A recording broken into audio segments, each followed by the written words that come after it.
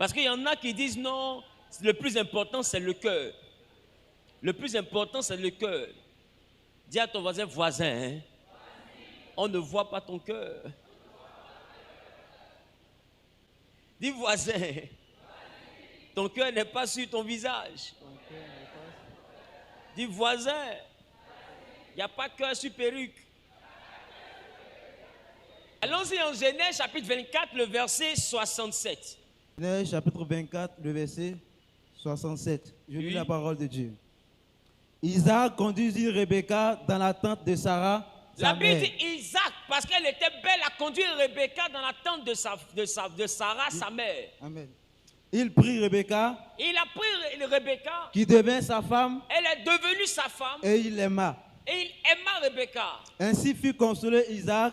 Ainsi Isaac fut consolé. Après avoir perdu sa mère. Après avoir perdu sa mère. J'ai envie de te dire, ça peut même te choquer, mais de manière apparente, pas de manière profonde. De manière profonde, tu ne peux pas être sa mère. Mais laisse-moi te dire, il y a des hommes qui recherchent dans leur femme leur mère.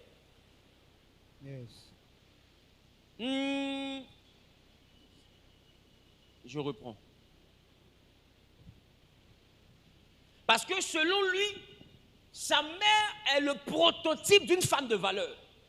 Qui comprend ce que je dis? Amen. Sa mère incarne, c'est pas qu'il veut que tu sois sa photocopie, hein, mais quand on parle de copie, on parle d'apparence. Quand il a regardé Rebecca, la Bible dit qu'elle était belle. Automatiquement, elle lui a rappelé qui? Sa mère. Elle lui a rappelé sa mère. Qu'est-ce qu'il a fait? Est-ce que vous pensez qu'il n'avait pas une autre tente où Isaac pouvait mettre Rebecca? Mais la Bible dit qu'il a pris Rebecca et il a mis Rebecca dans la tente de sa mère. C'est-à-dire que là où sa maman dormait, là, parce que quand il regarde Rebecca, il y a quelqu'un qui pense directement. Yes. Et la présence de Rebecca a consolé Isaac de la disparition de sa mère. C'est-à-dire que le mariage avec Rebecca, c'est ce qui a envoyé Isaac à véritablement faire son deuil. Il y a une catégorie de personnes qui ont besoin qu'en apparence, tu leur rappelles un modèle de quelqu'un qui a de la valeur. Dans le comportement, tu ne seras pas 100% pareil parce que tu n'es pas la personne. Mais en apparence, il faut que la personne retrouve les traits d'une personne avant de pouvoir s'engager avec toi. La femme que tu veux épouser ne te rappelle pas ta mère, n'incarne pas la valeur de sœur et ne représente pas pour toi une amie, ne l'épouse pas. Yes. Au fait, il a résumé ce que Isaac a vécu.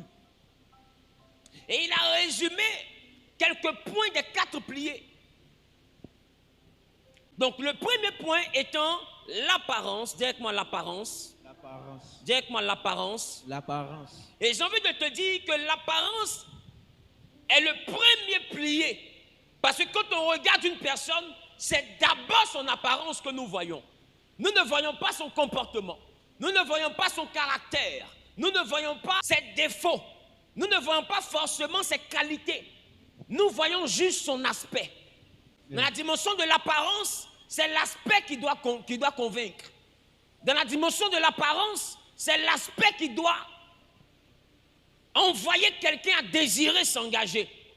Et j'ai dit la dernière fois que Adam, directement Adam, la Bible déclare que quand il a regardé Ève, il ne savait rien du caractère de cette femme.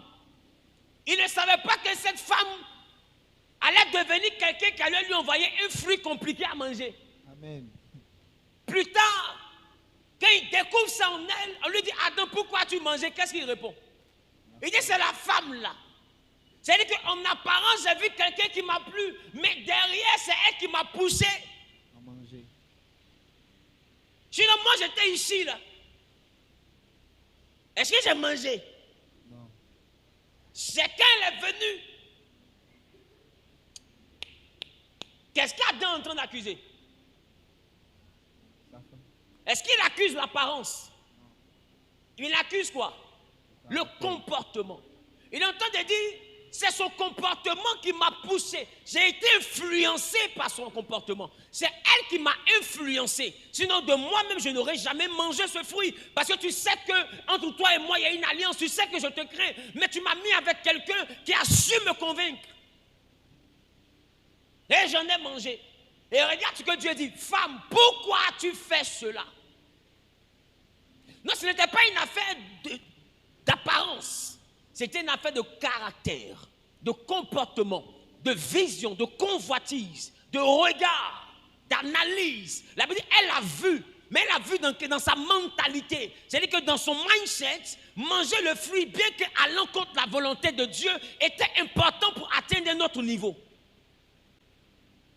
Dans la dimension du comportement, tuer est des fois le seul moyen que certaines personnes trouvent pour réussir. Qui comprend? C'est-à-dire qu'ils savent que ce n'est pas bon, mais ils se disent que c'est ce que je dois faire pour y arriver. Est-ce que vous comprenez ce que je dis? Amen. Dans cette dimension, quand quelqu'un a cette mentalité, son ami n'est jamais en sécurité, son enfant n'est pas en sécurité, sa femme n'est pas en sécurité, son mari n'est pas en sécurité, son parent n'est pas en sécurité, ses amis ne sont pas en sécurité, les enfants au quartier ne sont pas en sécurité, parce que celui qui est là dans son mindset, tuer égale capacité à réussir. Le premier plié qui nous envoie à nous approcher d'une personne, ce n'est pas d'abord son cœur, c'est l'apparence. Vérité. L'apparence doit convaincre celui qui veut s'unir. Ça veut dire que quand Abraham dit sa femme est belle, dis avec moi, ça c'est lui qui a dit. Ça c'est lui qui a dit. Mais il y a des gens, si tu mets sa femme, ils n'ont pas envie de la marier. Qui comprend ce que je te le dis? Amen. Quand Isaac regarde Rebecca, et puis il est fan d'elle qui veut se tuer, mais il y a des gens, ils vont la regarder. Mais il va aller prendre un autre modèle. Si Isaac me regarde, il va dire, c'est quoi ça? Quand on dit femme là, c'est ma femme. Lui dit, est-ce que toi-même tu connais femme? Quand on dit femme, c'est ma femme. Parce que pour chaque personne, le conjoint ou la conjointe doit être le prototype que je désire avoir. Il n'est pas question d'être beau ou le plus beau du monde.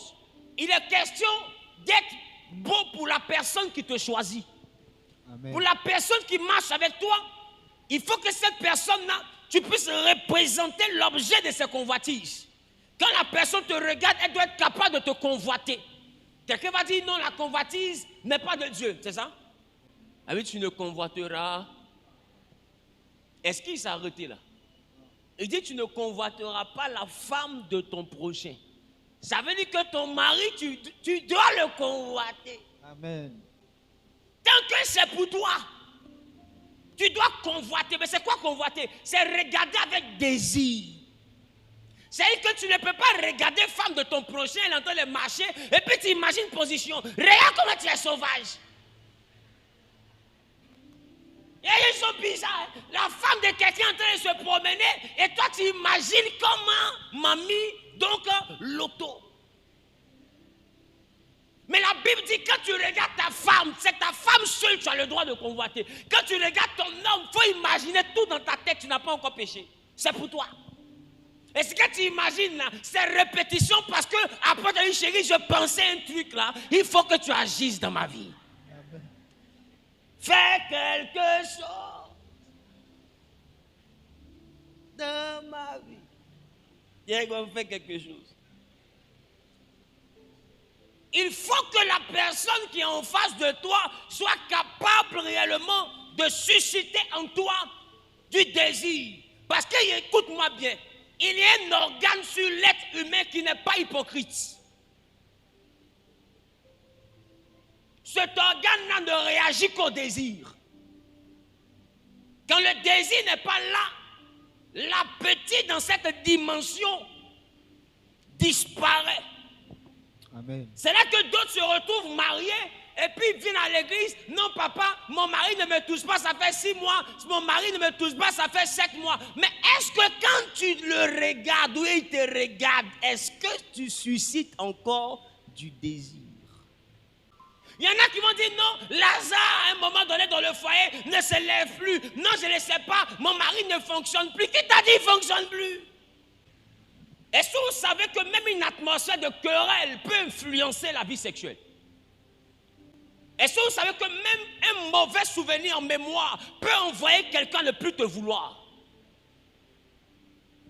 Est-ce que je parle à quelqu'un? Amen. Est-ce que vous savez que même une parole mal placée peut envoyer une femme à ne plus vouloir que son mari la touche?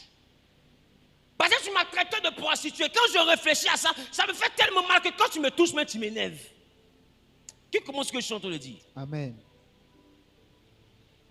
Si on ne s'attire pas là, on ne peut pas s'attirer. Amen. Et qui a compris ce que j'ai dit? Amen. Ce que je parle là, c'est d'un français soutenu. Hein. Si on ne s'attire, on m'a dit voisin. Hein. Le pasteur dit que si on ne s'attire pas, on ne peut pas s'attirer. La Bible, l'homme quitte son père, sa mère s'attache. Attaché là, on n'a pas c'est quelqu'un qui l'attache, lui-même il s'attache. C'est-à-dire qu'il faut que tu sois capable de susciter du désir, mais ça ne se fait que par la dimension de l'apparence. On ne désire pas une femme parce qu'elle prépare bien. On ne désire pas une femme parce qu'elle a bon comportement. On ne désire pas un homme parce qu'il est galant.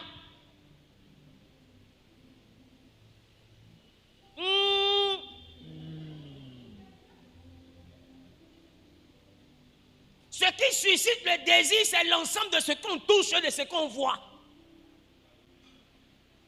Voilà pourquoi il faut remarquer, il y a des dimensions pour ceux qui sont mariés. J'ai dit bien ceux qui sont mariés.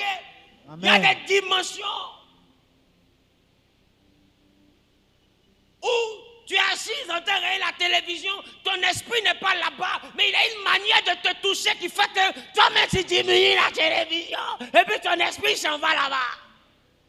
Parce que le désir se manifeste par ce qu'on voit ou par ce qu'on touche. Avance, papa. Si ce que je touche là n'a pas une courbe qui me plaît, il n'y a pas de désir. Si ce que je vois là ne suscite pas au moins une pensée un peu bizarre.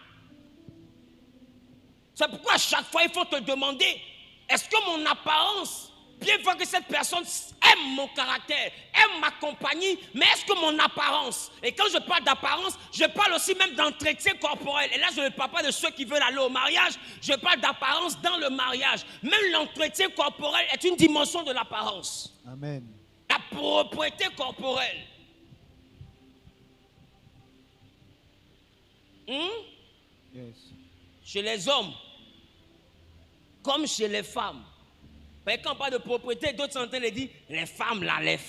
Est-ce que c'est un garçon de face sans cabri? Donc l'apparence, c'est tout ce qui est apparent. Tout ce que nous voyons, tout ce que nous sentons, tout ce que nous touchons. Il faut que ces choses soient agréables. La Bible dit que Rachel était une femme belle. Quand Jacob est arrivé, qu'il a décidé d'épouser Rachel, Jacob n'a pas vu son comportement. Il a vu quoi? Il a vu quoi? L'apparence. Il a vu sa beauté.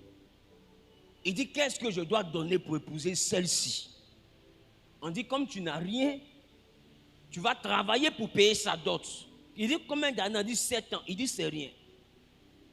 Parce que ce que je regarde là, ça vaut 7 ans. Yes.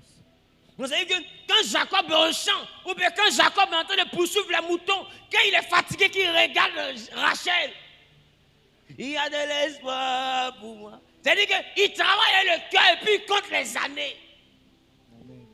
Quand ils l'ont doublé à la 7e année, il dit, mais pour celle qui est là-bas, là, c'est elle je veux. Il faut quoi encore? On dit, il faut 7 ans encore. Il dit, c'est pas grave. L'apparence est un point qui permet l'attraction. L'apparence est un point qui permet le contact. Mais l'apparence est aussi un point qui maintient le contact. C'est-à-dire que si ça crée le contact, une fois que vous rentrez dans le mariage, pour maintenir le contact, il faut toujours manifester de l'intérêt pour l'apparence. Yes. Il ne faut jamais délaisser l'apparence parce que j'ai envie de te dire, il n'y a que ce qu'on voit ou ce qu'on touche ou ce qui nous touche qui donne du désir. Ou bien toi, tu as eu ça par un autre moyen. Ah, on ne sait jamais. Donc le point de l'apparence est très important. Mais il ne suffit pas pour aller jusqu'au mariage. C'est pourquoi l'apparence crée le désir. Mais le désir, majoritairement, il est assouvi par l'acte. C'est pourquoi beaucoup, quand ils s'arrêtent au premier pilier, qui est le pilier de l'apparence, ils finissent juste derrière le bananier, ils finissent juste derrière, tu comprends ce que je dis? Ils finissent juste dans un hôtel le plus proche, ils finissent juste en télévisite avec les Oulkaskas, ils finissent juste dans des conditions bizarres, en train de faire des choses qui n'ont rien à voir avec le mariage, mais qui sont des actions du mariage. Pourquoi? Et majoritairement, c'est quelle action? Quelle est la seule action que l'apparence finit par engendrer? C'est le peinturerie. Pourquoi vous faites comme si... Pour un. Amen. Donc si tu te limites au premier plié, la chose qui va se présenter à toi le plus souvent, c'est l'adultère, la fornication ou l'impudicité. Parce que celui qui regarde le premier plié aura automatiquement le désir. Parce que le premier plié étant l'apparence qui suscite le désir et qui gère le désir dans le couple, ce premier plié-là ne fait que satisfaire la libido. Si tu veux aller jusqu'au mariage, il faut aller au-delà de la libido parce que j'ai envie de te dire, c'est pas parce que tu couches avec un homme qu'il te mariera. Vérité. Ce n'est pas parce que tu couches avec une femme qu'elle te mariera. Il y a des hommes qui couchent avec une femme, mais cette femme estime qu'il n'est pas atteint le niveau où elle peut le marier. Qui c'est ça? Amen. Dieu te dit, mais il est beau, il est frais. Vraiment, c'est un bon homme, il est garçon. Mais le mais là, c'est ça qui fait qu'elle ne peut pas t'envoyer chez ses parents. Est-ce que je parle à quelqu'un? Amen. Non, elle est en train de te faire comprendre indirectement que vous allez rester derrière le rideau. Parce que, au-delà de l'apparence ou de la personnalité, elle n'a pas envie d'épouser la personne. Est-ce que je parle à quelqu'un? Amen. Comprenez, à un moment donné, que le premier pilier, que l'apparence physique, ne crée que le désir. Si tu restes au niveau de ce plié pour dire non, il m'aime bien parce qu'il me trouve belle, elle m'aime bien parce que je suis beau, alors tu es prêt à être un objet sexuel. Si tu t'arrêtes qu'à ce plié, alors accepte d'être un objet sexuel. Ne dis plus jamais les hommes me voient comme un objet sexuel. C'est toi-même qui es sexuellement obséable. Ça, c'est plus à mon niveau. Parce que celui qui se limite au premier point devient un objet sexuel. Amen. Amen. Dis avec moi, un objet sexuel. Écris ça s'il te plaît.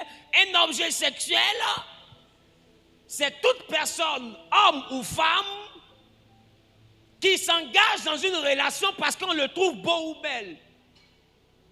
Tu es jolie, mais quand tu es jolie là, à la fin là, tu peux se préparer à quoi? Ça vous paye un gâteau pour toi? La beauté d'une femme envoie dans la chambre avec elle. La beauté d'un homme donne envie qu'il me touche. Point. Ça ne va pas au-delà. Est-ce que je parle à quelqu'un? Si tu te limites à tu es belle, quand on te dit tu es belle, tu es évanouie, ça veut dire que tu vas beaucoup te coucher dans la vie. Mais la Bible dit une chose, 7 fois le juste homme. Est-ce que je parle à quelqu'un? Amen. Tu veux être un objet sexuel, limite-toi à l'apparence. Limite-toi à ceux qui voient ton apparence. Hein? Tu as une belle forme. Dès le sein quelqu'un te dit ça, comprends qu'il a envie de te pencher. Est-ce que toi tu as besoin qu'on t'explique? Je parle à quelqu'un. Amen. Quand il te regarde avec désir, il te regarde avec appétit. Quand tu vois mouton qu'un chien veut surveiller, là, la manière de regarder le chien, là, ça t'explique. Mais il y a une manière de le regarder, tu sais qu'il n'a pas eu de surveiller un mouton là. Il a faim. Il y a des gens qui t'approchent. Toi-même, quand tu regardes, tu sais que c'est ta forme, il regarde, c'est ta forme, elle regarde, c'est ta taille, elle regarde, ce sont tes faussettes, elle regarde. Elle parle que de ta beauté. Quand elle regarde ton visage, ton apparence physique, ton style vestimentaire, quand elle regarde ton charisme, tu sens qu'elle est en train de s'évanouir parce qu'elle ne veut pas aller ailleurs. Numéro 1, elle te veut dans sa vie, dans sa vie. Qui comprend sa vie? Elle te veut dans sa vie. Amen. Arrêtez de faire semblant. Il y a des choses, vous savez que c'est juste pour aller dans une chambre pour forniquer ou même pour faire l'adultère, mais vous faites comme s'il y a un avenir dedans. Si ça se limite au premier plié, sachez que c'est que pour du sexe. Alors assumez votre sexualité désordonnée et laissez Dieu en dehors de ça. Amen. Amen. Donc pour toute personne qui a une vision, se limiter à ce premier plié est dangereux. Tu ne peux pas prétendre vouloir te marier, mon frère ou ma soeur, et puis tu vas suivre quelqu'un qui te suit que parce que tu es beau ou parce que tu es belle. Avec moi, je suis jolie, ça ne suffit pas. Je suis jolie, ça ne suffit pas. Voilà, ça suffit pour se prostituer. Ça suffit pour se débaucher. Mais ça ne suffit pas pour que tu me maries. Ça là, c'est une chanson que je connais déjà. Qui connaît la chanson là? Amen. Qui connaît la chanson là? Amen. Tu es belle, toi. Le deuxième plié, c'est le plié de la personnalité. C'est-à-dire l'admiration. Tu ne peux pas te mettre avec une personne qui ne t'admire pas. Mais quand je parle de personnalité, la personnalité, c'est un rang social qu'occupe une personne. Je parle à quelqu'un. Donc on parle d'une personnalité, on peut dire en tant que personnalité, il est député, il est influenceur. Qui commence à chanter, il dit, il est artiste. C'est ça, personnalité. C'est le rang que la personne occupe en société. C'est l'importance que la personne a en société. Donc, on ne peut pas dire que quelqu'un qui a une personnalité de menuisier n'est pas importante puisque nous nous asseyons sur des chaises à la maison. Amen. C'est-à-dire que chacun a son importance dans la société. Donc, quand on parle de personnalité, ne vous attendez pas forcément à ce qu'on parle de autre personnalité. La personnalité, c'est d'abord l'importance que nous avons dans la société. Je parle à quelqu'un. Je parle à quelqu'un. Donc, quel rôle tu joues dans la société? Donc, ça veut dire que, numéro 1, la personne doit être en admiration face à la personnalité que tu incarnes. Est-ce que je parle à quelqu'un? Amen. Ça veut dire que tu ne peux pas être un ferronnier et puis tu vas marier quelqu'un qui rêve. Tu vas vouloir te mettre avec quelqu'un, son rêve c'est d'avoir un footballeur. Mon ami, le chemin sur lequel tu t'aventures là, est-ce que tu as lotus? Parce que la personne aime footballeur. Elle a raté football. Comme aucun footballeur ne l'a gardé. Elle a viré chez toi. Mais en route, tu es croisé un footballeur, on fait comment? Qui comprend ce qu'il dit? Amen. Puisque c'est un rêve, puisque c'est un fantasme, puisque c'est une chose qui l'attire naturellement. Je parle à quelqu'un. Puisque c'est une personnalité. Il y a des gens qui aiment des chanteurs. Vrai ou faux? C'est-à-dire que la personnalité là l'intéresse. Des fois, le chanteur là même, elle aime grand détail, il est cool. Elle aime garçon en forme, il est mince. Mais le fait qu'il est chanteur, tu comprends ce que je dis? Amen. Il y a des femmes d'une certaine dimension, elles sont avec un danseur. Mais elle ne peut pas l'envoyer devant ses camarades. Qui commence ce que j'ai entendu dire? Elle ne peut pas le présenter à ses parents. Elle le reçoit derrière le bananier. Pourquoi? Parce que quand il danse souvent, que tout le monde applaudit, elle veut la tuer. Qui commence ce que j'ai entendu dire? Non, la personnalité est une chose qui crée l'admiration. Mais l'admiration ne peut pas créer le mariage parce que l'admiration provoque le même sentiment que le premier point. L'admiration déclenche aussi deux fois le désir. Une personne qui t'admire, deux fois admire ton travail, admire ton courage dans le travail, admire ce que tu affiches. Mais j'ai envie de te dire, la personnalité est très loin de la personne. Parce que la personnalité c'est un rôle, la personne c'est un comportement. La personne, c'est un ensemble de caractères. Mais la personnalité, c'est le rôle que joue la personne en société. Et tu peux voir un président, mais tu ne sauras jamais son défaut.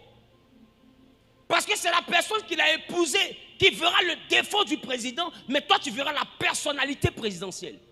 Yes. Et en tant que personnalité, quand il vient à la télévision, il sera toujours bien calme, sans froid. Parce qu'on apprend ça en leadership.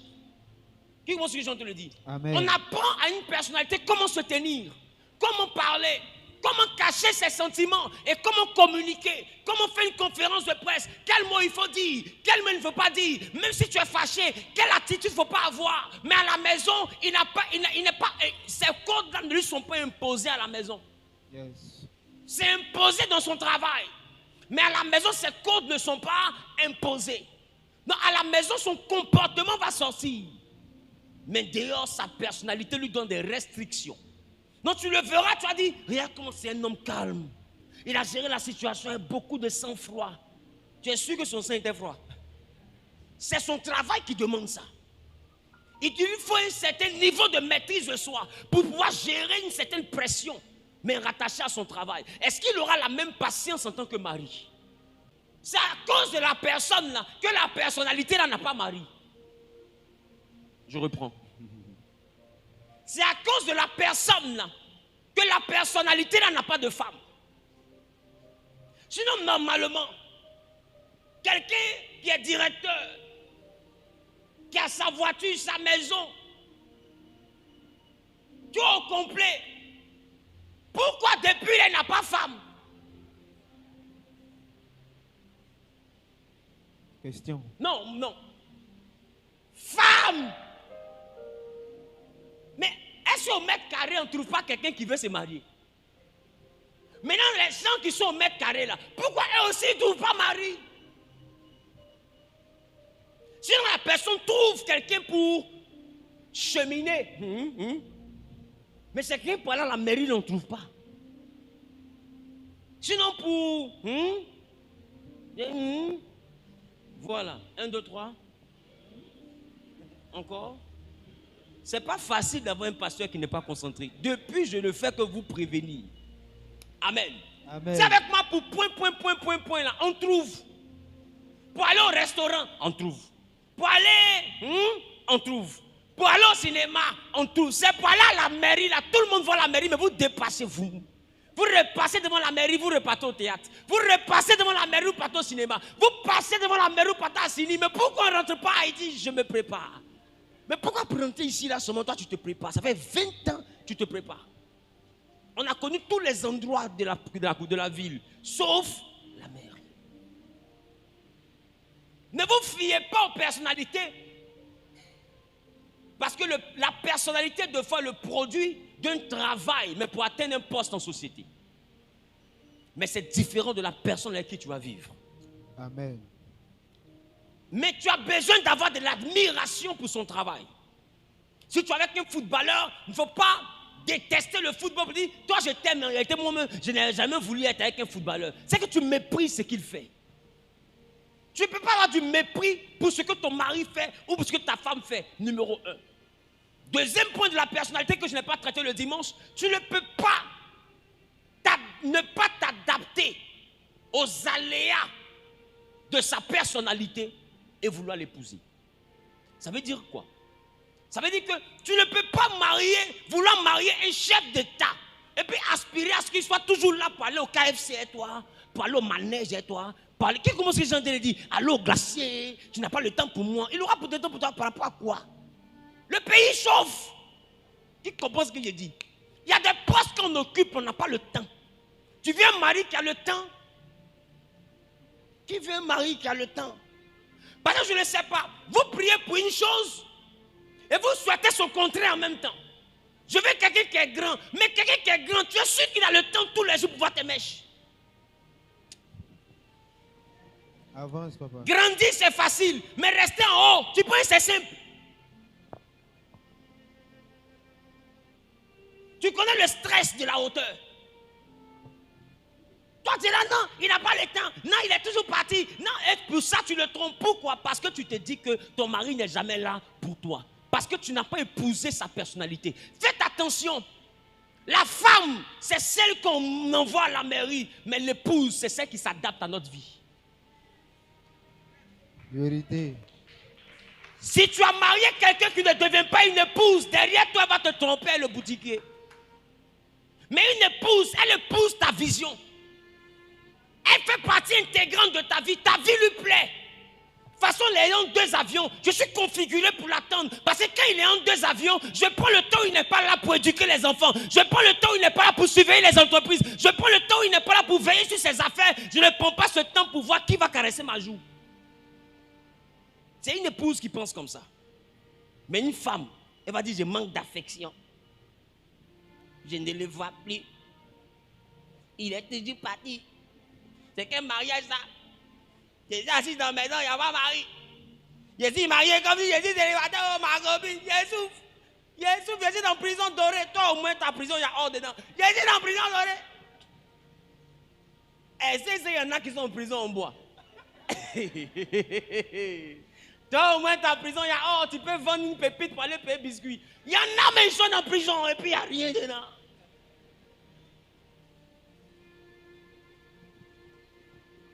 Tu ne peux pas vouloir marier quelqu'un qui est grand et puis ne pas être adapté à la grandeur. C'est pourquoi j'ai envie de vous dire, il y a des personnes qui sont justes dans votre vie que pour la galère. Mais qui ne peuvent pas supporter l'altitude de la grandeur. La pression ne peut pas supporter. Il y a des gens qui prient pour voyager, mais quand tu vas voyager, tu vas voir que ton oreille aura un problème à cause de l'altitude. Qui sait que ça donne des problèmes d'oreille? Il y a des gens qui ne sont pas configurés pour supporter la grandeur. Ben, j'ai envie de te dire, on ne marie pas une aide. On marie une aide semblable. Semblable veut parler de conformité. Quelqu'un qui est capable d'avoir le même règlement que toi. De s'adapter à ta situation. D'être à l'aise dans tes chaussures. C'est ta vie ne lui fait pas mal. Quand il est marié un artiste, un chanteur, j'accepte qu'il parte en tournée et faire ses concerts. C'est la vie qu'il a choisie. J'aime ça parce que c'est dans ça aussi on mange. Et puis j'admire sa personnalité. Donc quand il est en train de faire ce concert, je cherche même à voir la vidéo parce que j'aime mon mari. Quand je le vois travailler, je suis heureuse. Et je ne m'en plains pas. À chaque fois que moi aussi mon travail me permet, je vais le voir. Mais j'ai envie de te dire, quand tu maries une personne qui ne supporte pas ta personnalité, la personne va t'obliger à laisser ton travail. La personne va t'obliger à laisser ta passion au nom de l'amour. Mais j'ai envie de te dire, tout amour qui renonce à la passion va être rempli dans un futur proche ou lointain de plusieurs ressentiments, de plusieurs chagrins. Et on ne t'aidera pas à tenir l'autre pour responsable de notre échec. Parce qu'à cause de toi maintenant, j'ai fermé mon entreprise, mais là je demande l'argent, tu ne me donnes plus l'argent. Et puis ça devient un conflit. Tu n'es plus épanoui. Parce que l'épanouissement aussi dans un couple viendra de l'acceptation des différentes personnalités. Amen. Tu as marié une femme qui est importante, elle est toujours en réunion, mais quand elle sort des réunions, il y a au moins 100 droits SMS. Tu sais où tu fais quoi, pas de reçoit. Si tu de me tromper, oui, du matin, le soir, on va se tuer ici. Aïe. Allô bébé, j'étais en réunion. C'est comme ça vous faites quand vous sortez vos patrons. C'est comme ça vous faites la petite soeur de mon collègue. Elle a fait ça son patron. Ils l'ont dit, toi, c'est-à-dire que Catherine, j'ai cru que tu étais une femme bien. Aïe. Qui comprend ce que je dis? Amen. Parce qu'il n'est pas en conflit avec elle. Il est en conflit avec son travail. Il est en conflit avec ton travail. Tu peux te retrouver dans une dimension où à cause du mariage, tu vas abandonner ton rêve. Regardez une grande chanteuse comme Diams. Elle montait en puissance. Dans le rap français, il n'y avait pas deux comme elle. Elle avait le brassard. Elle allait marier un homme qui était en conflit avec son travail. À cause de lui, elle a raccroché. Elle a raccroché, c'est devenu tout un problème. Ils sont séparés. Son travail est gâté. Le foyer pour lequel elle a gâté le travail, c'est gâté. Mais en réalité, une personne qui n'accepte pas ta personnalité ne t'aime pas. Pour m'aimer, tu dois m'admirer. On n'admire pas mon comportement, on admire mon travail. Parce qu'on parle de chef-d'œuvre. Quand je suis en train de travailler, je suis artiste dans le métier que j'ai choisi. Donc tu dois aimer l'art que j'ai choisi. Quand tu dis je veux marier un prêcheur, à chaque fois qu'il prêche, tu dois te sentir chanceuse de l'avoir. Mais quand il prêche, ça, les femmes sont en train de les regarder là-bas. Ça, là, je vous dis qu'elles sont venues, les Jézabel là. Tu as l'église comme moi, pasteur comme ça. Elle fouille comme ça. Quand il y a mal marié, tu vois, je te vois. Localise-moi cette fille. Localise-moi cette fille, ma petite. Non, la femme du pasteur, elle est commandant à l'église.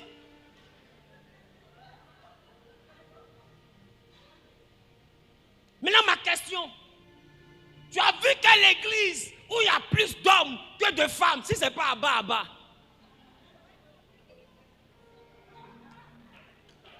si ce n'est pas à bas, là, tu as trouvé une église où il y a plus d'hommes que de femmes, où même Jésus, son ministère, il y avait plus de femmes que de garçons.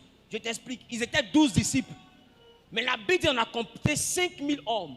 sans compter les femmes et les enfants. Parce que si tu as compté 5000 hommes, si tu veux compter les femmes, on va prendre ton nom pour écrire la Bible. Tu connais femme d'affaires des miracles. Tu connais femme d'affaires d'une personnalité qui a la renommée. Tu peux compter le nombre de femmes qui tournent autour. Parce que la personnalité. Même les disciples ont vu Jésus en Samarie échanger avec une Samaritaine. Quand ils sont venus, la Bible, ils l'ont regardé, ils étaient bizarres, ils étaient gênés parce que, Dieu, le boss a un voyage. Les disciples étaient bêtes quand même. C'est-à-dire que le gars en train d'évangéliser, il vient de loin. Il regarde de loin et dit, on n'a jamais vu causer une femme. C'est une femme qui est lui au puits là-bas. Et ils s'approchent. Ils ont fait le béret sur leur père spirituel. Il faut le béret. Façon. Mais elle n'est pas trop jolie. Il dit, elle est jolie. C'est que je suis attention d'abord, on va voir clair dans cette histoire. Donc ils avancent et j'étais derrière eux. Et on arrive. Ils étaient partis payer le pain, les raisins, le poisson pour qu'ils mangent. Ils arrivent vers la nourriture. Ah, maître, la nourriture est prête. On va se mettre à table. Il dit, non, j'ai déjà mangé. Joe, on a raté 2 épisodes. Parce que le premier épisode, il est femme. Mais deuxième épisode, quelqu'un a déjà préparé pour lui. Donc, c'est-à-dire qu'il sait pourquoi il nous a envoyés. Il nous a envoyés pour avoir le temps d'aller manger. Qui comprend ce que j'ai dit? Et la Bible dit, Jésus va le dire. Les champs ont déjà commencé à donner. La moisson est grande, mais il y a peu d'ouvriers.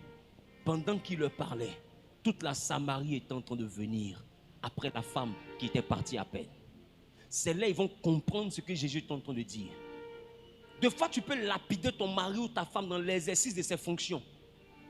Mais c'est quand les fruits vont commencer à donner que tu vas comprendre pourquoi elle se sacrifiait et puis tu n'arrivais pas à la joindre souvent, tu n'arrivais pas à le joindre souvent. Mais ça, tu ne peux pas attendre, avoir cette patience si tu ne l'admires pas dans son travail.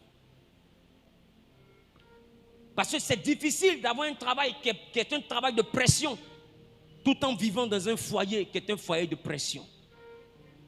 Parce que quand l'homme ou la femme finit de travailler pour devenir grand dans ses objectifs, dans la dimension de sa personnalité, cette personne aspire à ce que quand elle enlève la veste de la personnalité et redevient une personne, qu'elle trouve le repos dans sa maison. Amen. La maison était un repos pour les personnalités. Mais quand à cause de sa personnalité, sa maison chauffe, la Bible dit qu'il vaut mieux habiter sur le toit que de partager la maison d'une femme querelleuse. Mais c'est aussi vice-versa. Pour devenir riche, tu souffres au travail. Tu arrives à la maison pour dormir, on te dit, réveille-toi. Je t'ai réveillé à quelle heure? Parce que je sais que toi, tu es un homme, tu n'es pas clair. Ton téléphone est toujours verrouillé. Mais pourquoi? Pourquoi j'ai appelé? Tu n'étais pas là. Et puis ta collègue, je sais comment elle te regarde. Toi, tu me trompes. Réveille-toi, réveille-toi.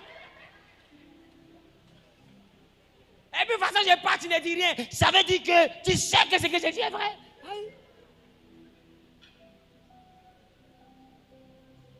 Je parle à quelqu'un. Amen. Et ça chauffe au travail, ça chauffe à la maison. Ça veut dire qu'entre le travail et puis la maison, il y a une branche qui va se casser. Maintenant, tu le stresses comme ça, il va au travail, elle va au travail, elle n'est plus concentrée, son rendement baisse, la personne perd son travail ou son entreprise prend un coup. Quand il revient maintenant, il n'a plus rien, il est assis à la maison, vous vivez maintenant d'amour et d'eau fraîche. Tu es là maintenant, hé Seigneur, il faut ouvrir les portes du travail à mon mari, il faut ouvrir les portes. Tu voulais quoi? Tu l'as stressé, son travail est gâté maintenant. Mais vivez d'amour et d'eau fraîche. Maintenant, tu repris maintenant pour qu'il quitte le chômage, qu'il parte. En fait, tu dis une chose et son contraire en même temps. Mais quand 2 personnes s'admirent, quand ils se retrouvent le soir, quand ces personnes se retrouvent le soir, ils font un débriefing. Elle explique ce qu'elle a vu au travail, pointeur compris. Lui aussi, il explique ce qu'il a vu au travail, pointeuse compris. Et puis les 2 rient. Et puis là, toi, tu as eu combien? Non, aujourd'hui, ça n'a pas trop marché, il y a eu 5 millions. Et toi là-bas, tiens, mon patron, vraiment, on a fait un petit truc aujourd'hui, il m'a donné 15 millions comme commission. Tiens, ça fait 20 millions, ma chérie. Allons-y à signer le week-end prochain, mettons les enfants derrière la voiture. Bim. C'est pas doux. C'est pas doux. Non, toi, de ton côté là-bas, là, ton projet que tu avais là, c'était quoi? Non, mon projet, il me fallait 50 millions. Mais comme j'ai eu 15 millions, tu as 10 millions dedans, complète-toi. Si jamais ça marche là-bas, tu me rembourses. Même si dans les foyers, on prête. Mais en réalité, on ne rembourse pas. Un foyer est fait pour prêter. Mais c'est remboursé là qui crée problème. Est-ce que je parle à quelqu'un? Amen. Est-ce que je parle à quelqu'un? Amen. Dites-moi la personnalité. La personnalité. Ce sont des points que je n'ai pas pu toucher le dimanche. Parce que comme je vous ai dit, le cadre n'était pas propice. Mais il faut que tu puisses te mettre avec une personne dont tu admires la personnalité. Pas l'argent, mais la personnalité. Parce que je te dis, quand tu admires quelqu'un, tu crois en son rêve. Même s'il n'est pas encore grand, tu sais qu'il sera grand parce que tu le vois travailler, tu le vois dans son savoir-faire. Tu sais qu'il maîtrise son travail. Alors tu peux patienter avec un footballeur qui est encore amateur. Alors tu peux patienter avec un homme de Dieu qui est encore au bas niveau. Alors tu peux patienter avec un entrepreneur dont l'entreprise n'a pas vraiment décollé. Tu peux patienter. Pourquoi? Parce que dans l'admiration, tu crois en son rêve. Et tu partages son rêve. Est-ce que je parle à quelqu'un? Amen. Mais aujourd'hui, les gens n'admirent plus. Beaucoup cherchent des maisons qui sont déjà construites. Mais j'ai envie de te dire, une maison qui a déjà été construite sans toi, tu n'es pas indispensable à l'intérieur. Donc, c'est les maisons où tu ne veux pas trop crier. Non, ben c'est moi, je m'en vais. Et puis, il regarde le canal et puis met TV5. Non, ben j'ai dit, je m'en vais. Et puis, il met Netflix. Hé, je te dis, mon tu ne dis rien. En plus, il voit. Et si je savais qu'elle arrive devant la porte, les servantes qui viennent demander pardon. Madame, pourquoi m'a dit? Madame, les servantes, ça te dit rien? Ça te dit rien? Tu t'en vas, c'est les bonnes qui te disent, madame, ne dis rien, ne parle pas. Même les chauffeurs, madame, quel patron sera comme toi? Madame. Mais le concerné, même en télé, la télé, ça te dit rien. Et je m'en vais. Tu arrives au portail, il va là. Et puis lui, il n'est pas venu. Et puis, il ne demande pas pardon. Derrière sa foutaise, je ne vais plus.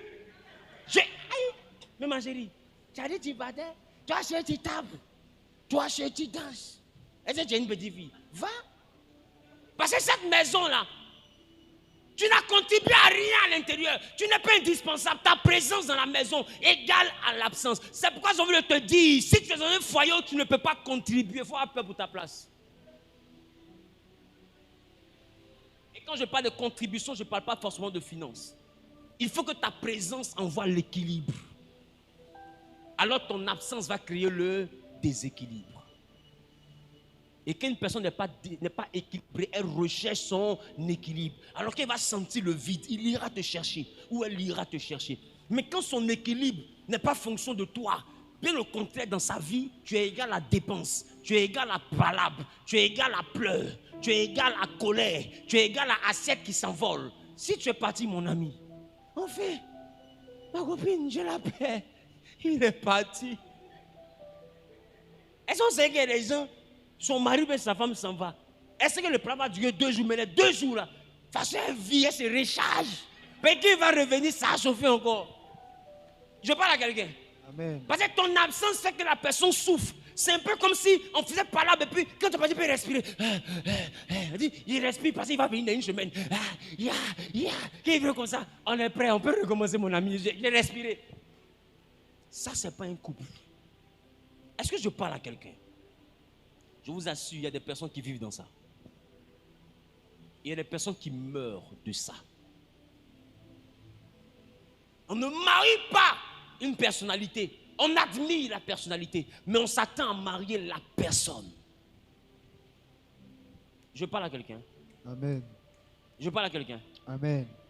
Regarde ton voisin, il faut dire que Dieu t'envoie quelqu'un qui t'aime.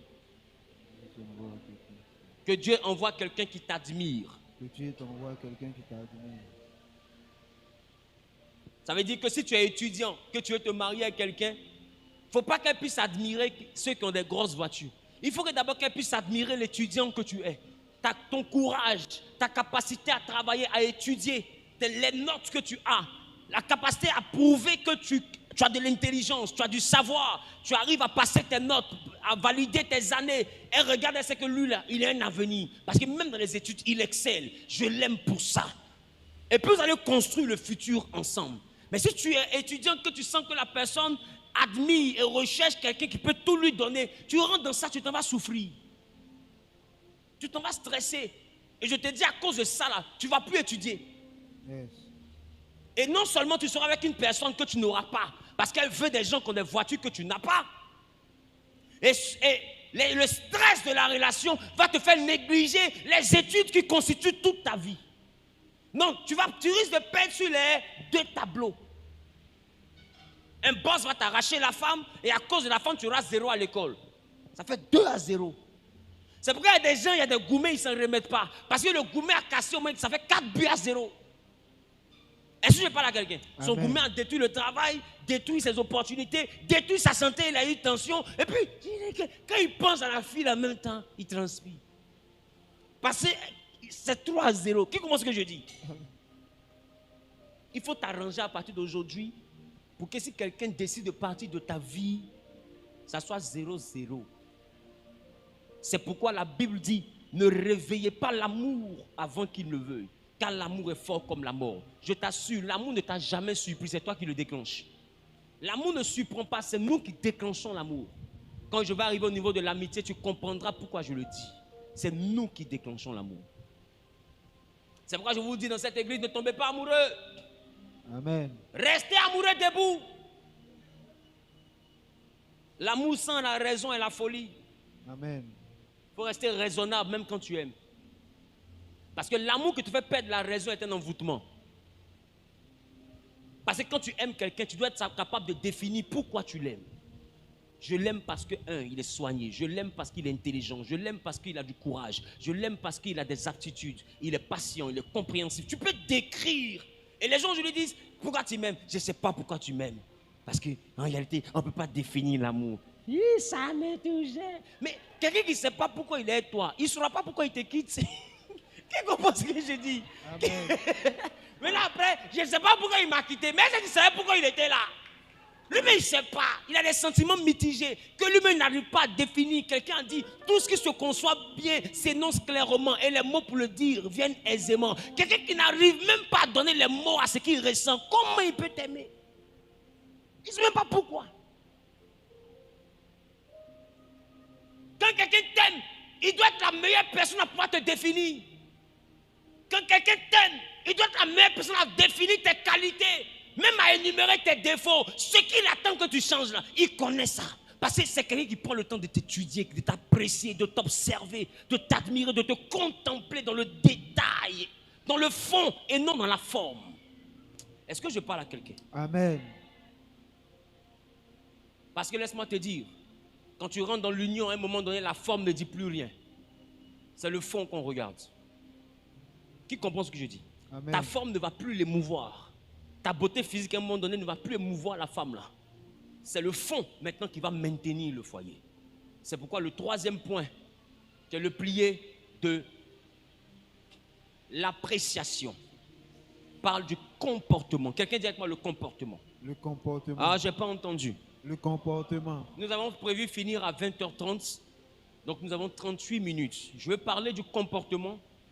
Et si le temps nous permet, dans les 38 minutes, je parlerai aussi de l'adoration.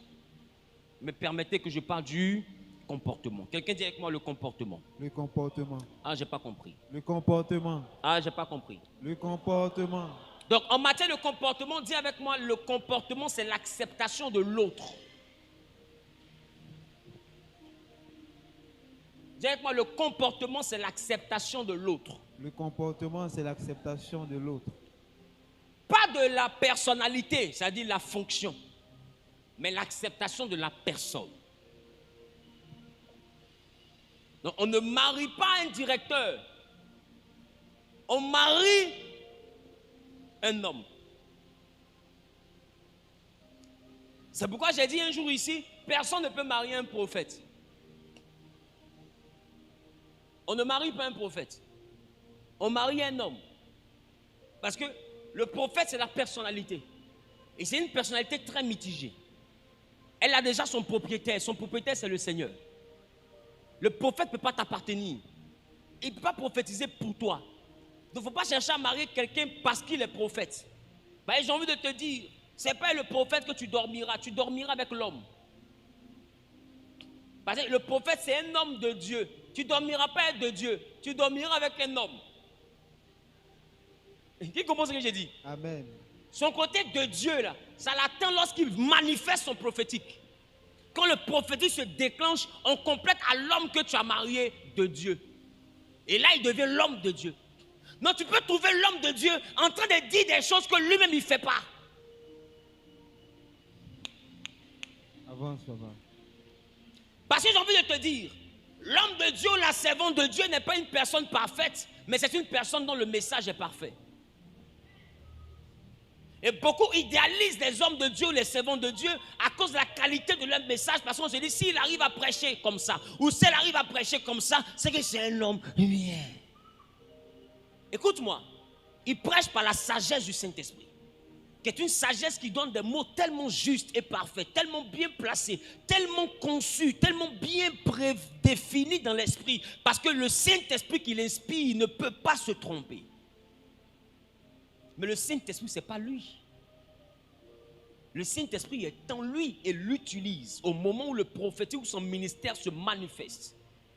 Mais après, cette personnalité utilisée par le Saint-Esprit, viendra la personne qui a son éducation, qui a l'environnement d'où elle vient, cette personne, qui a sa mentalité, qui a ses complexes, qui comment est-ce que je dis, qui a tous ces traits de caractère qui lui sont propres. Donc tu peux voir même un homme en train de prêcher avec plein d'assurance, mais à l'intérieur, il peut cacher un complexe d'infériorité ou de supériorité. Vice versa. Donc ne regardez pas la personnalité incarnée pour juger la personne. Est-ce que je parle à quelqu'un? Amen. Dis avec moi le comportement. Le comportement. Dis avec moi le comportement, c'est l'acceptation de l'autre. Le comportement, c'est l'acceptation de l'autre. Ok? Amen. Allons-y dans le livre de Proverbes, chapitre 11, le verset 22. Proverbes, chapitre 11, le verset 22. Un deuxième lecteur ira en 2 Samuel, chapitre 14, le verset 25. On va aller très vite. Proverbe 11, 22. Oui. Un anneau d'or au nez d'un pourceau. Un anneau d'or au nez d'un pourceau. C'est une femme belle et dépourvue de sens. C'est une femme belle et insensée. Mais insensé n'est pas dans la dimension de l'apparence. Insensé, c'est la dimension du caractère, dans la dimension de la mentalité. Donc tu vois que quelqu'un, la Bible dit, une femme belle, mais qui a un mauvais caractère, est comme un pourceau, c'est-à-dire un porc, sur lequel on a mis un anneau d'or. C'est-à-dire que la bague là, la Bible appelle ça l'anneau d'or. Et la femme là, on l'appelle porc. C'est pas moi. Pourquoi tu fais payer comme si c'est moi qui ai parlé? Faut pas me coller une étiquette, j'aime pas ça. Hein? Concentre-toi, 1, 2, 3. Lisons ensemble. Là, c'est toi qui as dit. Lisons ensemble. Oh, faut lire en partie, il m'a besoin. 1, 2, 3, allons-y.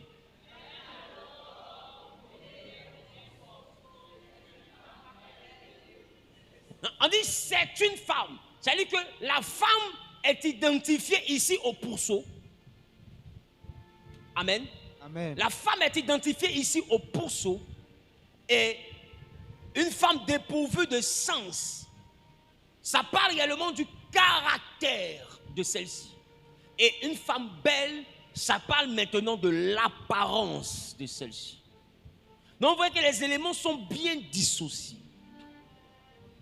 Ça veut dire que la beauté peut attirer, mais si après l'étape de l'attirance, parce que la beauté, l'apparence et la personnalité sont des éléments qui attirent. Des fois, la réussite d'une personne t'attire, le niveau social d'une personne t'attire, le courage d'une personne t'attire, le poste d'une personne, l'apparence physique t'attire. Mais quand tu arrives, la Bible dit tu vas savoir si la personne est un insensé ou est une personne sensée. La Bible dit que quand c'est dans le cas d'une femme, elle peut être belle. Mais si elle est insensée, la Bible dit qu'elle est comme un pourceau sur lequel on a mis un anneau d'or. Est-ce que le pourceau est mariable? Non. Qui voit le problème. Maintenant, que nous dit l'autre verset que j'ai donné? 2 Samuel. 2 Samuel. 2 Samuel.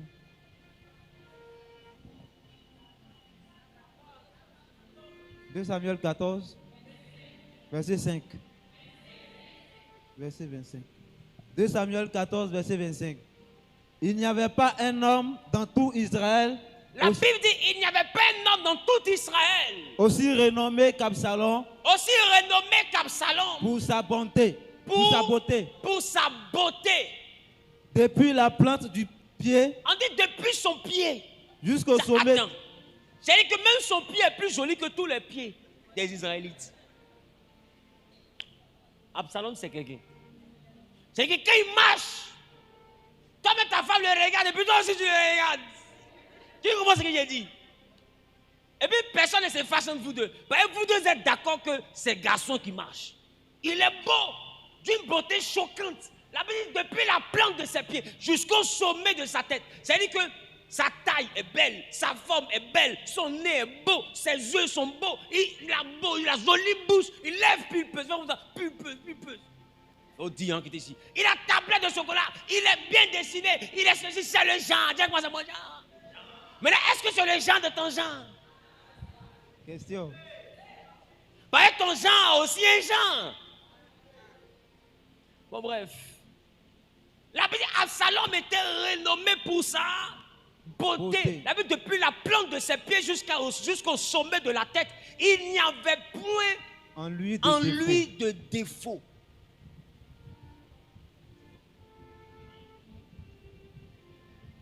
Fais comme ça, tiens.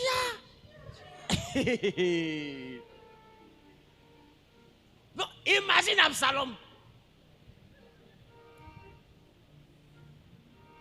C'est-à-dire que dans l'apparence, c'est le mari idéal. Maintenant, allons-y voir dans le comportement qui est Absalom. Absalom a fait coup d'état contre son père. Absalom a couché avec les femmes de son père, c'est-à-dire ses belles-mères, devant tout le monde, en public. Tu as vu que tu as une beauté là, tu as eu un comportement de bœuf qui est derrière. Vraie viande de brousse. Sauvage la sauvagerie. Parce qu'il n'y a personne qui est sauvage comme Absalom. Mais la Bible définit sa beauté. Mais après qu'on regarde son histoire, on découvre un caractère mais qui est dégoûtant. Est-ce que je parle à quelqu'un? Amen. C'est-à-dire qu'en tant que mari, il n'est pas mariable, mais en tant que beau, il n'y a pas plus beau que lui.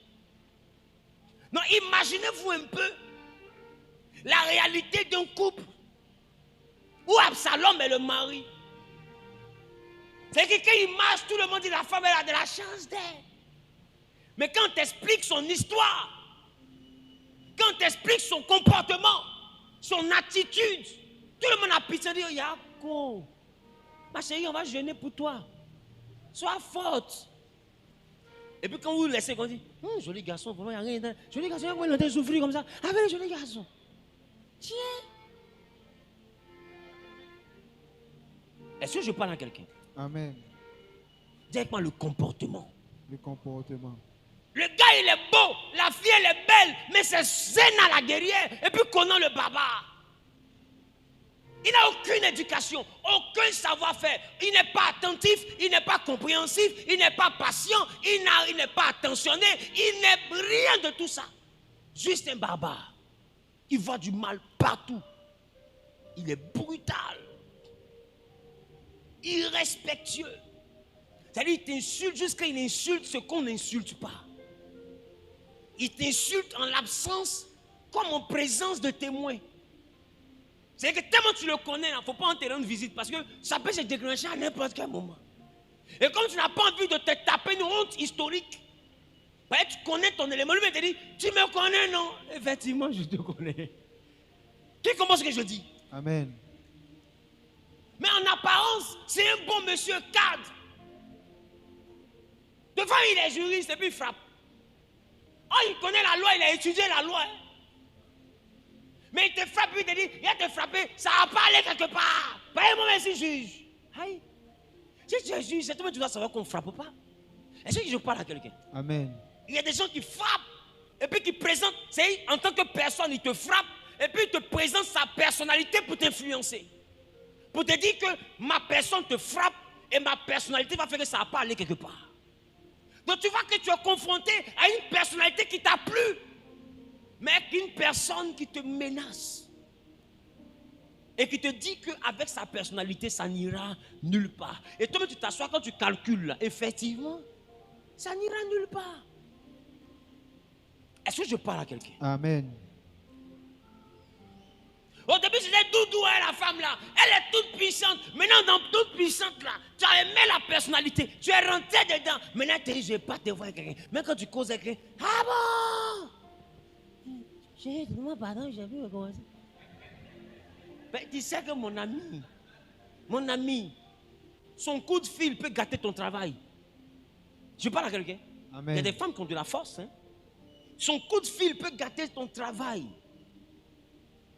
Son appel téléphonique, son carnet d'adresse peut faire de toi le chômeur le plus historique du chômage. C'est-à-dire que quelqu'un qui va ni travailler ni dans ce siècle présent, ni dans le siècle à venir. Ces relations peuvent te blacklister. Et tu ne peux plus rien créer. C'est-à-dire que même quand tu craches, ça dit que tu as vomi. Ta vie chauffe. Et tu sais qu'elle a le pouvoir pour le faire. Maintenant, tu n'aimes pas son comportement, mais tu ne peux pas laisser aussi parce que si tu laisses qu'elle a mal, le retour de ça est bizarre. Et il y en a qui sont dans ça. Ils ont attrapé branche d'épine, mais ils ne peuvent pas laisser. Parce qu'ils vont tomber dans le feu. Entre épine et puis le feu, tu choisis quoi? Donc ils ont accroché ces branches, ça blesse son bras, mais il est dessus. Donc il a marié une sauvage, mais il est dessus. Tout le monde le regarde et dit, hey, c'est le mari de telle personnalité. Ah, gra. Il dit, acclamez-moi, vraiment, Dieu m'a béni. Quoi? Est-ce que vous savez dans quoi je suis assis? Est-ce que je parle à quelqu'un? Amen. Le comportement.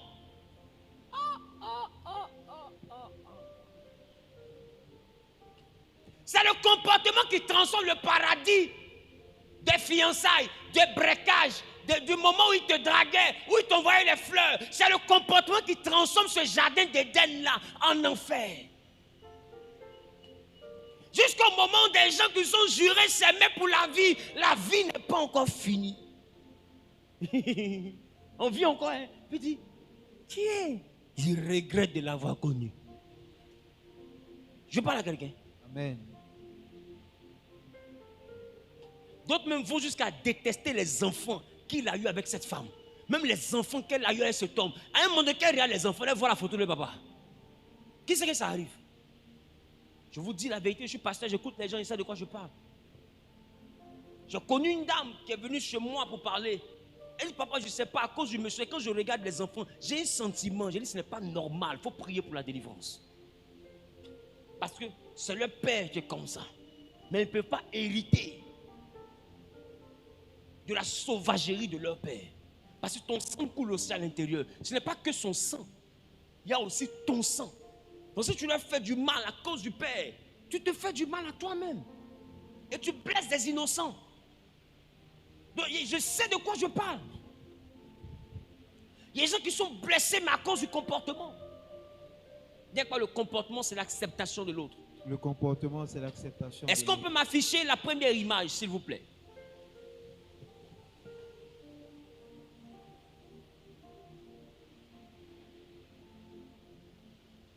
Mon cœur est touché.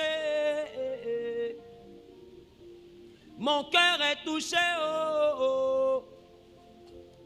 Je te dis merci. Les mots ne suffisent pas. Quelqu'un dit avec moi le comportement. Le comportement. Comme vous pouvez voir sur le schéma, le comportement est influencé par plusieurs facteurs. Pour ceux qui notent. Amen. Le comportement est influencé par plusieurs facteurs, notamment l'environnement, le talent, ainsi que les compétences. Dis avec moi les compétences et aptitudes. Les compétences et aptitudes. Donc, le comportement est influencé par, numéro 1, le talent, l'environnement, les compétences et les aptitudes. C'est quoi j'appelle le talent? Quand tu mets plusieurs personnes dans un endroit, par exemple sur une île, et que l'instinct de survie se déclenche, même pas l'instinct de survie, et que ces personnes sont appelées à vivre sur cette île, chacun va développer un comportement différent. Vrai ou faux? Yeah. Il y en a qui vont peut-être aller beaucoup plus vers l'artisanat. D'autres vont aller beaucoup plus vers l'élevage. Qu'est-ce que je dis? Chacun par rapport à son talent. Le talent, pour ceux qui notent, le talent, de fois, il est inné. Le talent, il est inné. Mais la compétence, elle est acquise. Est-ce que je parle à quelqu'un? Amen. Tu n'étais pas né comptable. Mais en allant à l'école, tu as eu cette compétence. Parce que tu as eu le temps d'apprendre. Donc la compétence vient après un apprentissage. Mais le talent, de fois, il est inné. Il y a des personnes qui viennent au monde, elles savent chanter naturellement. Jamais aller à l'école de chansons, vrai ou faux. Elles ont ce talent. Il y a des personnes qui viennent au monde, elles ont la force naturellement. C'est-à-dire que personne ne peut le frapper. Depuis il est petit, il est comme ça. Jusqu'à même deux fois, à cause de son talent, il peut opter pour l'armée. Qu'est-ce que je dis? Il peut opter pour les arts martiaux, il peut opter pour beaucoup de choses parce qu'il a déjà ça, c'est inné. Même pour la boxe, amen. Parce qu'il a déjà le truc. Amen. Amen. Donc, le comportement d'abord est fonction du talent. Amen. Amen. Dis avec moi le talent. Le talent. Donc, une personne développe des attitudes, mais qui sont des fois rattachées à son potentiel naturel, à son talent. Numéro 2, parce que nous ne sommes pas là pour parler de développement personnel. Numéro 2, pour arriver au point, le comportement est influencé par l'environnement. C'est vraiment le point que je veux toucher. Le comportement est influencé par l'environnement. Et l'environnement est constitué de personnes. Amen. Amen. L'environnement est constitué de personnes. Donc, lorsque je parle de personnes qui constituent l'environnement, il y a le vocabulaire, il y a les us et coutumes, pour ceux qui notent, le vocabulaire, les us et coutumes, la culture, la mentalité de l'endroit ou de ces différentes personnes.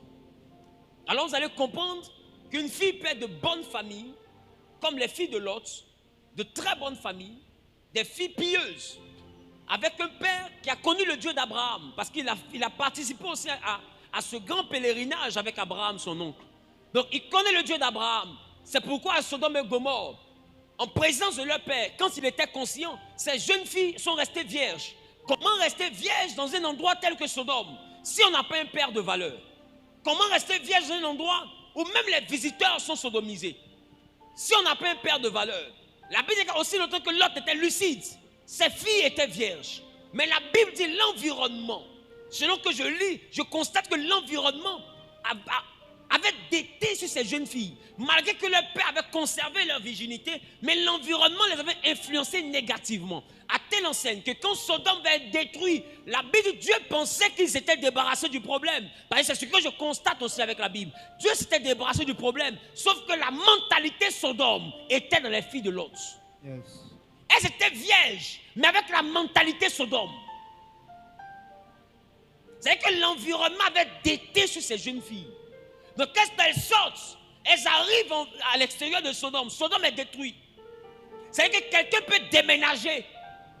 Aujourd'hui, il habite avec les boss. Aujourd'hui, elle habite à Cocody. Aujourd'hui, elle marche avec les grands du pays. Mais laisse-moi te dire, son comportement est lié à l'environnement d'où elle vient. Ces petites filles-là, elles avaient vécu à Sodome. Donc, c'est-à-dire que le fait de quitter Sodome, c'était un peu comme un déménagement, comme une délocalisation. Mais le caractère qu'elles ont développé à l'extérieur du quartier est le caractère qui était dans le quartier. Le quartier où elles ont grandi. Non, en apparence, si quelqu'un les croise, est-ce que tu connais un homme? Non, je ne connais pas d'homme. Ils vont dire, waouh, quelle femme pieuse. Si à cet âge-là, elles ne connaissent pas d'homme, c'est qu'elles sont bien éduquées. Mais elles ne connaissent pas d'homme, mais ici, là, c'est gâté. Qui comprend ce que je dis? Amen. La Bible dit quand elles sont sorties de Sodome, elles sont arrivées, elles ont regardé leur père. Les pères se sont dit l'une à l'autre, maman est morte. Elle est devenue statue de sel. Papa n'a pas de garçon. Normalement, un enfant qui n'a pas été touché par Sodome va dire, chercher une go pour papa. Mais à Sodome, c'est tout ce qui est contre nature. Là-bas, homme sort avec homme, femme sort avec femme, l'homme sort avec chien, chien sort avec l'homme. C'est-à-dire qu'ils se sortent les uns les autres. Dis moi, ils se sortent les uns les autres. Donc, là-bas, papa peut-être sort avec enfant. Donc, elles ont vu tout un ensemble d'actions contre nature dans l'environnement où elles ont grandi. Donc, quand elles arrivent, tu vois qu'elles vont parler de ça comme un fait normal. Pourquoi? Parce que c'est normal là d'où elles viennent. Il y a des gens qui frappent les femmes naturellement. Tu vas dire, mais pourquoi il est comme ça? C'est normal là d'où il vient. Et j'ai envie de te dire, le comportement n'est pas un démon qu'on chasse. Prier sur la tête de quelqu'un ne change pas son comportement. J'ai dit, il faut imposer la main à un lion, il ne va pas parler. Est-ce que je parle à quelqu'un? Amen. Est-ce que je parle à quelqu'un? Amen. Un animal qui a grandi au village et un animal qui a grandi au champ, dans la forêt, n'ont pas les mêmes réflexes. Tu vas voir que celui qui a grandi au village sera beaucoup plus tolérant. Mais celui qui a grandi dans la forêt, à cause de l'environnement où il a grandi, il aura une certaine hostilité, une certaine brutalité, une certaine rage, une certaine manière d'agir. Je parle à quelqu'un? Amen. Est-ce que je parle? Amen. Ou des fois il sera apeuré. Quand on va voir les hommes, il sera complexé. Or, de toute façon, les pigeons en Afrique ici, ou bien les maguillas dans certaines régions, sont complexés. C'est-à-dire que quand ils arrivent, les maguillas se sentent en danger.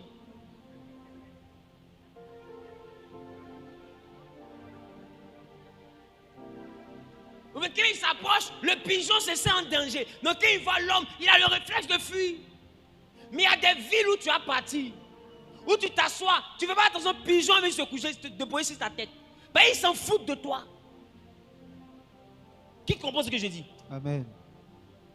Parce que l'environnement est un environnement qui crée la sécurité chez ces animaux. Est-ce que je parle? Donc ça développe une certaine confiance. Donc il y a des gens qui sont complexés, qui voient tout en mal, qui se voient comme si tu leur dis qu'ils sont inférieurs, ou bien qui se voient comme s'ils sont trop supérieurs. Ça dépend de là où ils ont grandi. Ces jeunes filles, elles peuvent dire on va chercher une femme à notre papa. Non, elles disent on va donner à boire. 1, on va le rendre ivre, c'est déjà un péché. 2, on va coucher avec lui. Et les enfants qu'on va avoir seront la postérité mâle de notre papa. Maintenant, ma question, les enfants que vous allez avoir, petite fille sauvage de l'autre, les enfants que vous allez avoir, ce sont vos petits frères ou ce sont vos enfants? Elles ont pensé à tout, sauf à cette question-là.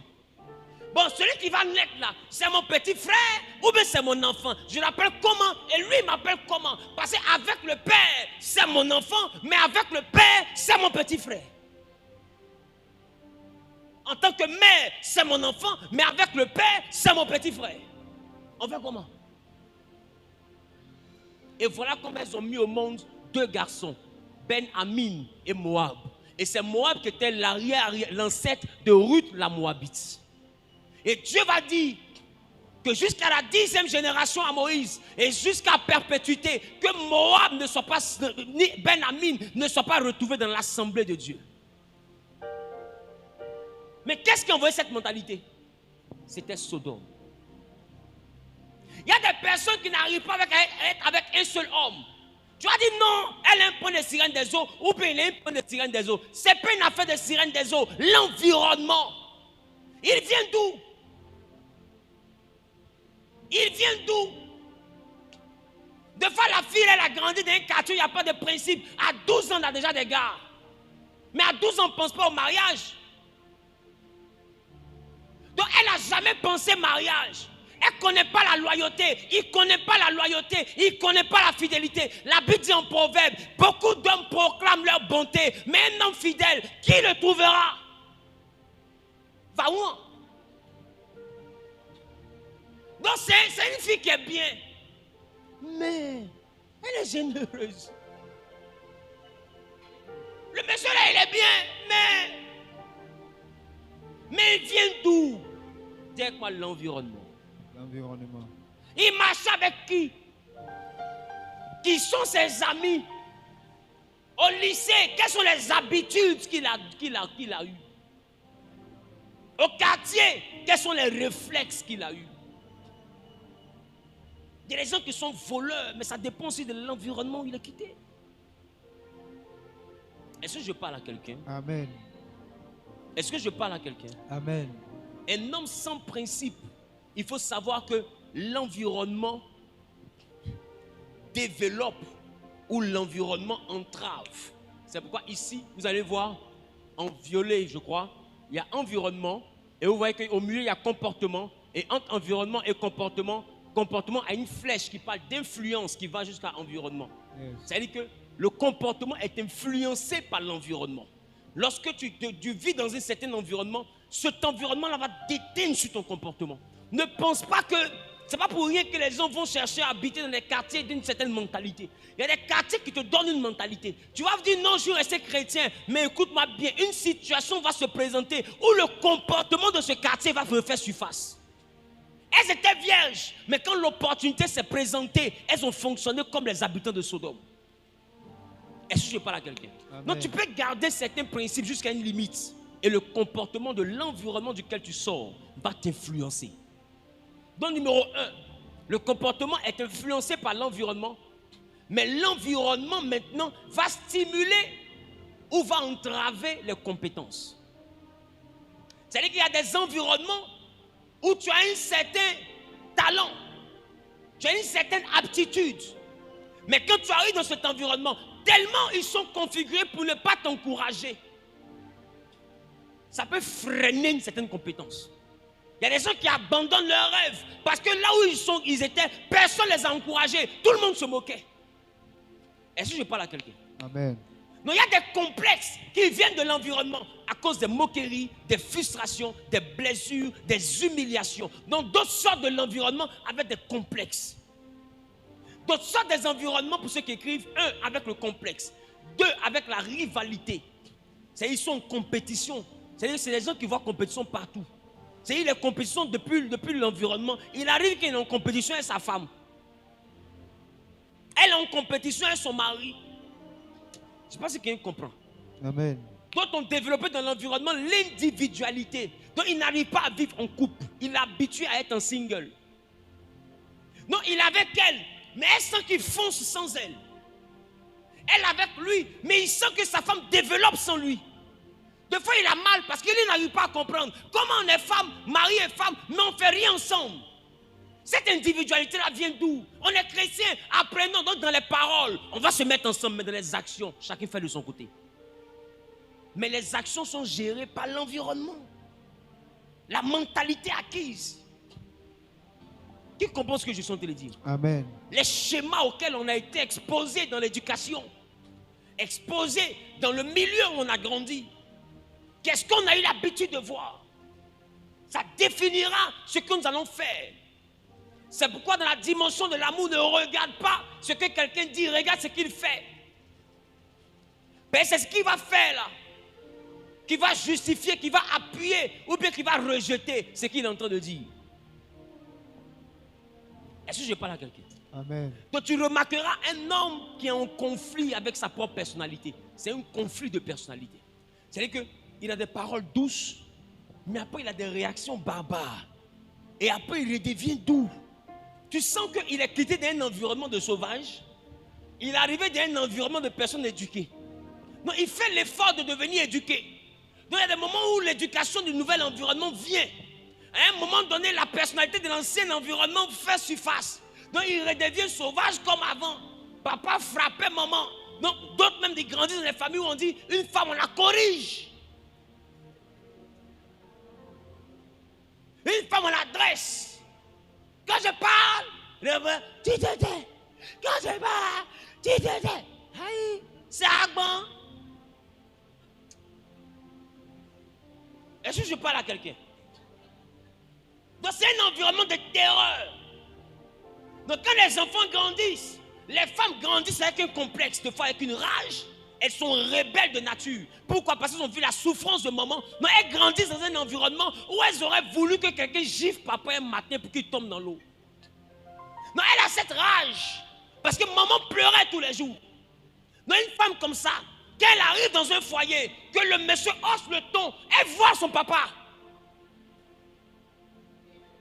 Et automatiquement, elle se voit dans la position de sa mère. Mais sa mère s'est tue. Elle dit, maman s'est tue, mais moi. Et automatiquement, tu vois une lionne qui sort. Tu dis, mais elle est chrétienne, mais pourquoi elle est comme ça? Elle a un trouble de personnalité. Depuis l'enfance, elle est traumatisée.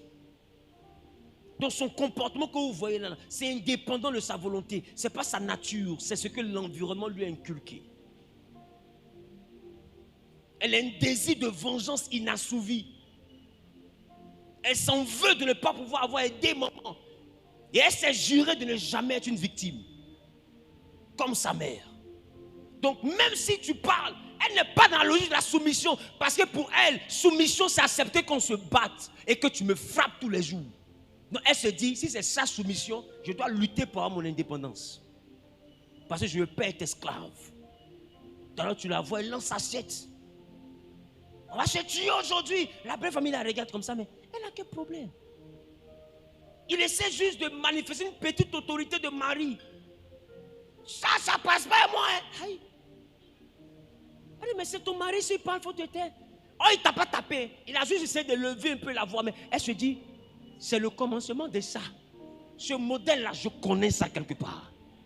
Qui comprend ce que je dis? Amen. Dis avec moi l'environnement. L'environnement. C'est pourquoi je veux vous dire, il faut prier pour que Dieu vous libère de tout comportement acquis dans un mauvais environnement. C'est pourquoi veillez sur vos fréquentations. Faites attention à ne pas avoir d'amis pour qui avoir 8 gosses c'est normal. Vous grandissez dans un environnement pareil. Avoir une femme sera inhabituel. Parce que vous êtes arrivé à un niveau où vous avez l'habitude de voir que le minimum, c'est 8. Tu marches, il y a des gens qui ne croient pas en la fidélité. Tu ne peux pas être fidèle. C'est ce qu'ils sont qui vont te transmettre. Est-ce que je parle à quelqu'un? Amen. Tu marches à des gens qui humilient les femmes en public. Et à un moment donné, tu seras tenté de le faire. Et quand ils seront présents, et que ta femme va essayer de se justifier, tu vas voir leur prouver que toi aussi tu maîtrises ta femme, comme eux ils maîtrisent leur femme. Conséquence, même action. Je sais pas, tu parles. Mais elle est étonnée, mais c'est qui t'es où? D'habitude on communique. On communique comment? Tais-toi. Mais son ami est là, son ami maîtrise sa femme. Lui aussi il ne peut pas montrer que lui porte une jupe. Donc il doit prouver à son ami que lui aussi il est garçon. Donc il te fait vivre un stress qui n'aurait pas dû exister parce que vous n'avez pas commencé sur cette base. Et après tu vois qu'il regrette. Quand le comportement de quelqu'un change, demande-toi avec qui il a commencé à marcher. Parce que le comportement vient de l'environnement. Et je vais te dire, l'environnement n'est pas fait d'immeubles. L'environnement est fait d'individus avec des mentalités, des us, des coutumes et des cultures. Quelqu'un qui marche avec des gens qui croient en la polygamie. Même si tu n'as pas dit que tu es sa première femme, et toi tu es une petite fille. Je reprends. Quelqu'un qui marche avec des gens qui croient en la polygamie. Tout le monde croit en la polygamie. Même son pasteur prêche la polygamie. Et vous dites non, lui il est monogame. Comment tu dis ça? Même si on ne t'a pas expliqué, tu es sa première femme. Est-ce que toi c'est tout on doit te dire? C'est tout on doit t'expliquer. Lui dit quoi en ça? Ce n'est pas un péché. Ça veut dire que dans 5 ans, dans 6 ans, il va te dire, mais tu sais que j'ai croisé quelqu'un vraiment. Et ça, c'est ce qu'il t'a dit. Des fois, c'est un enfant, il l'envoie. Et puis, c'est l'enfant qui te montre que tu es un, et puis quelqu'un d'autre est 2.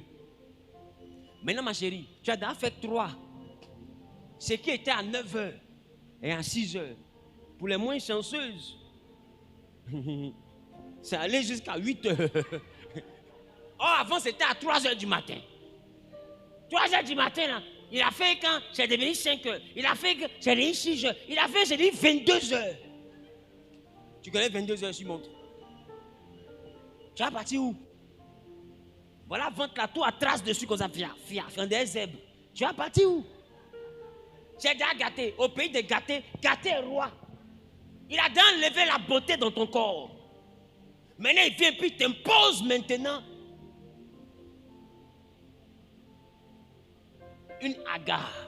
Tu fais quoi? Parce que Sarah ne pouvait rien faire. Abraham ne voulait pas chasser Agar. C'est Dieu qui est intervenu. Et Dieu a dit à Abraham, écoute ta femme. C'est-à-dire que lui-même n'était pas disposé à l'écouter. Si c'est à cause de lui seul, Sarah et Agar vont cohabiter. Tu aimes la petite fille, tu n'aimes pas la petite fille. Elle est fraîche, toi tu es vieille. Tu as un problème, la vieille. Quand je parle, tu te tais, on dit elle est fraîche. Je ne la chasse pas, parce que la petite fille, elle a des phases. De chasser la petite fille, là, tu vas me ramener dans l'Ancien Testament. Ah, Dieu ne la chasse pas. Dieu a vu que s'il n'intervient pas, Agar va gâter le foyer de Sarah. Et c'est Dieu qui est venu menacer Abraham pour dire écoute ta femme. Même s'il n'a pas peur de sa femme, il a peur de Dieu. Et il était obligé, à contre-cœur, il a chassé parce qu'il aimait Dieu. C'est pourquoi je te dis, si tu maries un homme qui ne va pas avec toi jusque dans l'adoration, tu as problème. Et bien il y a des choses, papa va parler, il ne va pas écouter. Maman va parler, il ne va pas écouter. Ami va parler, il ne va pas écouter. Mais la crainte de Dieu peut le stopper. S'il n'a pas la crainte de Dieu, vous partez dans un ravin. S'il n'a pas la crainte de Dieu, toi et puis ta femme, vous partez dans un ravin.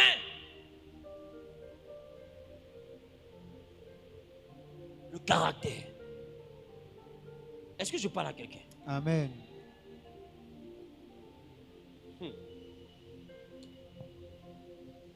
Les gars, il est l'heure. On poursuit samedi prochain. On va poursuivre sur le caractère. Les aptitudes du caractère à développer. Mettez ça. Ça, c'est la semaine prochaine. Samedi prochain. Les aptitudes du caractère à développer pour être une personne mariable. Et ce genre de ces aptitudes, vous allez devoir prier pour les avoir. Il faut demander à Dieu de te donner ça. Et si tu constates que ce n'est pas dans ton caractère, c'est-à-dire que ton environnement t'a formaté pour ne pas avoir ces aptitudes, alors il te faut prier pour que ces aptitudes deviennent tiennes. Je parle à quelqu'un. Il te faut prier pour que le Saint-Esprit ajoute ça à ton comportement et qu'il te libère du mauvais comportement. Il ne faut pas être fier de ce que tu parles mal. Moi-même, tu vois, là, il parle très mal. Mais aujourd'hui, tu es un modèle. Tu parles mal comme ça. Et tu penses que ce que tu fais et puis ce que tu dis, c'est la même chose. J'ai eu honte. Depuis ce jour, les gens me sont dit que Dieu te bénisse. Tu as sûr que c'est ce qu'il a mis de dire. Hey, Dieu. Mais à cause de l'amour de Dieu, il y a des messages, je regarde, j'ai la réponse. C'est-à-dire que si je te parle, tu vas te désabonner. Non, et puis tu vas aller dire à tout le monde, lui là, il n'est pas converti. Parce que... Mais il y a des choses, je regarde, et puis à cause de Dieu. Et Seigneur, je te dis que ce comportement-là, je ne veux plus. Et j'attrape mon cœur. Quand ça m'énerve trop, je supplie, je te bloque. C'est-à-dire que je t'interdis ma page. Mais si tu reviens là, je sens qu'il y a un esprit qui a été chassé, qui va refaire surface. C'est-à-dire que quand tu veux améliorer ton comportement, il y a des gens avec qui tu ne marches plus. Tu ne veux plus boire. Maintenant, ton ami qu'on appelle Barrique Percé, là, pourquoi c'est lui que tu marches? Quand tu ne veux pas boire, tu ne marches pas avec Barrique Percé. Parce que lui, quand il habite divin, là, c'est maintenant même il est inspiré. Bon, est-ce que tu peux rester lui, tu vas boire une coupe? Tu ne veux plus, arrête de marcher avec lui. Est-ce que je parle à quelqu'un? Amen. Tu ne veux pas être dans l'eau et puis te plaindre du fait que tu sois mouillé. Tu veux sécher, sors de l'eau. Je parle à quelqu'un? Amen. Tu veux redresser ta vie, tu trouves que tu vas dans un homme. C'est bizarre, regarde tes amis. C'est des géreuses. Elles ont fait des pointeurs, un fonds de commerce. Tu ne veux pas être dans ça. Sors de cette amitié. Reste dans ton coin. Vaut mieux être seul que mal accompagné, parce que ceux qui t'accompagnent définiront ton caractère. Et ton caractère va définir ton comportement. Et le comportement va te suivre dans le mariage. Et le comportement va gâter le foyer que Dieu va te donner un jour. Amen. Tu veux préserver ton foyer de demain? Commence à gérer tes fréquentations d'aujourd'hui. Commence à réglementer ton environnement aujourd'hui. Et tu verras que tu pourras conserver ce que Dieu va te donner demain. Que Dieu vous bénisse. Amen.